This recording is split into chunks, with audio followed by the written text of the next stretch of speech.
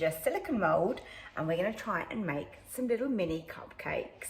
I have a recipe that I always use in the oven, so I feel pretty safe and pretty confident with this. But of course, it's a different kettle of fish when it comes to creating these in the Ninja. And also, we need to bear in mind that silicone doesn't conduct heat the same that metal does. So I think this is probably going to take a little bit longer to cook than what we're used to. So let me show you my method and let's see how we get on. The first thing I'm going to do is weigh out my softened butter. So this is room temperature.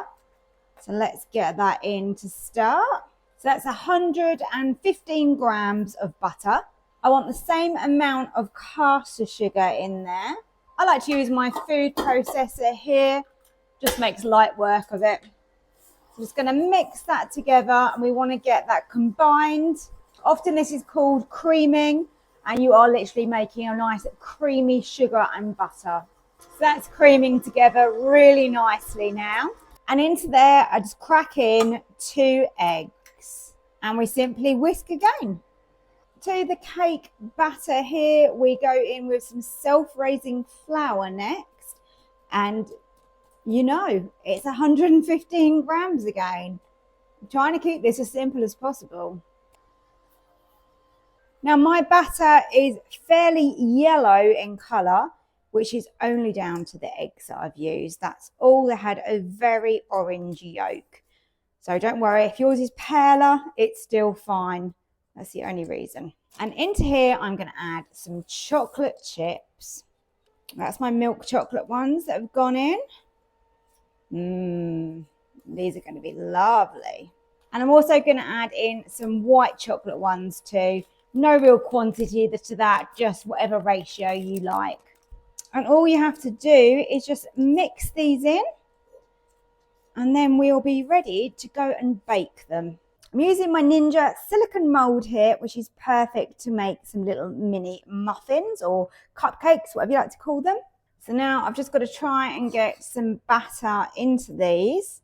This is a recipe, a cake recipe that I have used for many years, and I normally bake in the oven. So this is going to be interesting to see how they come out when they go in the Ninja.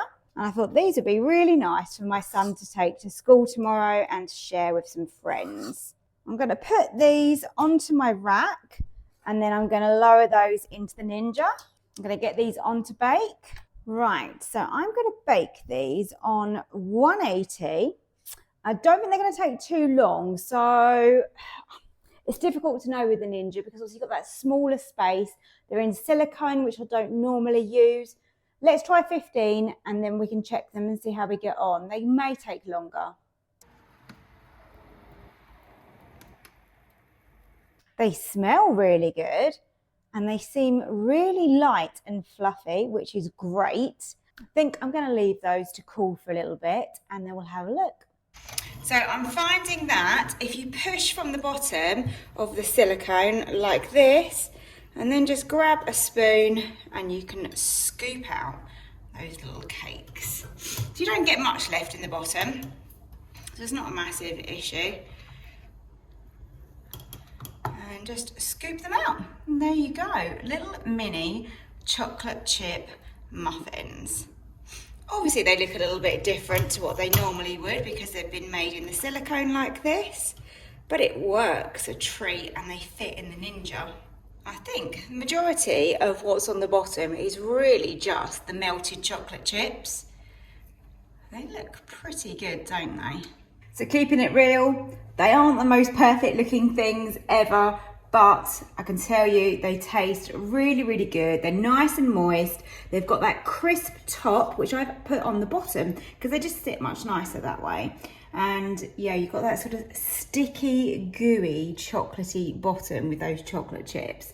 So yeah, they don't look perfect, but they taste great.